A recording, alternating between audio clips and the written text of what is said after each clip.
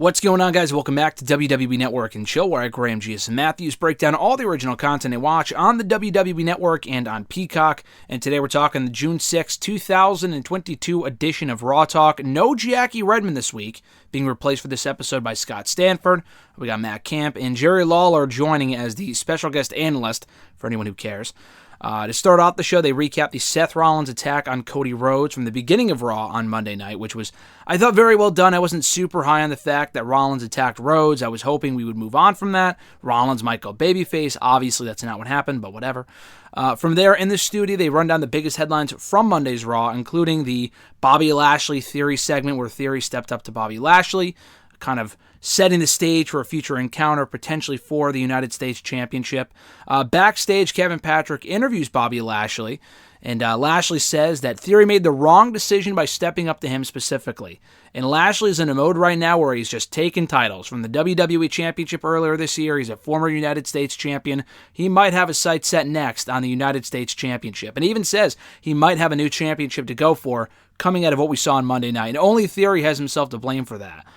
He also says, when Kevin says, "Oh, are you fully focused on becoming the next United States champion?" Lashley says, "I'm more so fully focused on just kicking this guy's ass. And if it means taking his title as well, so be it." Kevin Patrick then has this great line. He goes, "Bobby, me and you are friends. We're friends, we're close. What does the Hurt Lock feel like?" And Bobby's like, "Well, why don't I just show you? Come and just put your arm up." And Kevin's like, "No, I'm all set. Let's cut back to the studio," which I thought was great. Jerry Lawler says that Theory may have bitten off more than he can chew in stepping up to Bobby Lashley on Monday's Raw. And he also thinks that Bobby might have a championship in his sights in the form of the Star-Spangled Prize. Matt Camp likes Theory shooting high and looks forward to that future encounter for the championship. Jerry Lawler says that fans should not be surprised about what went down on Raw with Rollins and Rhodes. And Jerry Lawler has had some not great things to say about Cody Rhodes in recent months on Raw Talk. For what reason, I don't know. I'm not sure what vendetta he has against Cody Rhodes, but he hasn't been pro-Cody here on the show. And it's not just that Jerry praises the heels. He was vehemently against Cody Rhodes a couple of appearances ago on Raw Talk for whatever reason. So anyway, he talks about the attack and says that Rhodes, or rather the feud, will be over when Rollins says it's going to be over. So you shouldn't be surprised about the fact that it's continuing, although I would argue it should be over. Rhodes beat him 3 times, including decisively inside Hell in the Cell with a broken fucking arm, but whatever, a torn pec rather. Jerry Lawler says that he also sent a message, not Lawler himself, but Rollins, with what he did to Rhodes on Monday's Raw. From there, they recap the Dana Brooke win over Becky Lynch, to where she retained the 24/7 championship. Fucking dumb.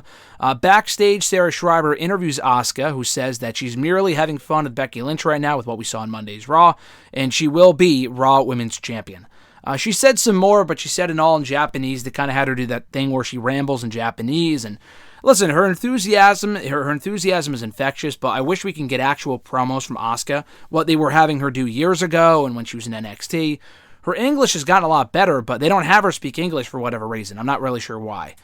From there, they recap the Fatal 4-Way that saw Rhea Ripley emerge victorious and become the new #1 contender to the Raw Women's Championship against Becky Lynch at the Money in the Bank pay-per-view next month.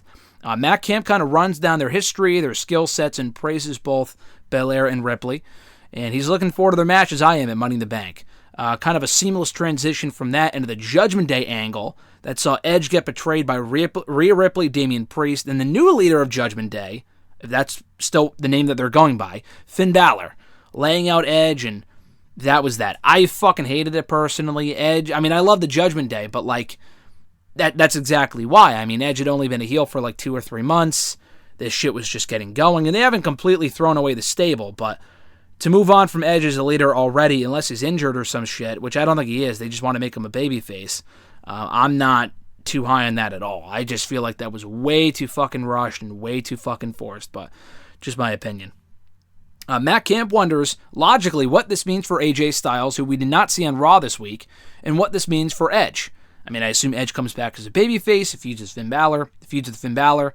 Where AJ fits in all of this is kind of the key here, and I guess we'll find out hopefully next week on Raw. He does say that Balor has a new lease on life right now, so I'm kind of curious to see how he's affected by this whole thing. Hopefully he does become more important by getting his own stable. That's the hope, but this is WWE. They've never truly cared about Finn Balor, I would say, on the main roster, so seeing is believing. From there, they recap the Riddle versus Miz match, as well as the Street Profits countout win over the Usos in a championship contenders match. Backstage, they're interviewed, Riddle and the Profits, that is, by Sarah Schreiber. Riddle says that he's going to get his match with Roman Reigns. The Profits then celebrate, and that was about it. This kind of went on for like 2 minutes, and it was another case where there was a lot of energy going on, a lot of enthusiasm and whatnot between Riddle and the Profits, but nothing of note was actually said. It was just kind of a whole lot of nothing, but Sarah Schreiber was enjoying herself, and it was certainly the segment, so I guess there was that. To close things out, Jerry Lawler questions if Riddle is indeed insane and that he's not going to beat Roman Reigns, a lot like how the Usos are not going to lose the Street Profits, he says. They're not going to be beaten by the Profits. And Matt Camp kind of reiterates that same thing, not giving that same prediction, but just saying that the Usos, as he has said in the past, may very well be, in his opinion, not in mine, but the best tag team of all time. They're definitely in that conversation. Are they in the top 2 or 3? Not so sure about that, but they are a great tag team. To close out, they promote the bump for Wednesday featuring, I think, Raquel Gonzalez and Raquel. I might be wrong. Definitely Tommaso Ciampa. He's going to be on the show on Wednesday for anyone who watches the bump. So that was the edition of Raw Talk for June 6, 2022 in a nutshell. Thank you guys for checking out my review. Not a great episode. I enjoy Scott Stanford more than Jackie Redmond, but Riddle and the Profits, Asuka all had enthusiasm. Bobby Lashley was great, so a pretty middle-of-the-road edition this week. Not bad, but nothing really out of the ordinary like last week, which featured Kevin Owens and Becky Lynch, which was just tremendous, and it doesn't get much better than that. Like I said, guys, thank you for checking out my review. I appreciate it. More videos coming here to the channel coming soon, so hit that subscribe button and hit the bell button to be notified every time a new video goes up. Have a great one, guys. I'm Graham G.S. Matthews, and I'll catch your ass down the road.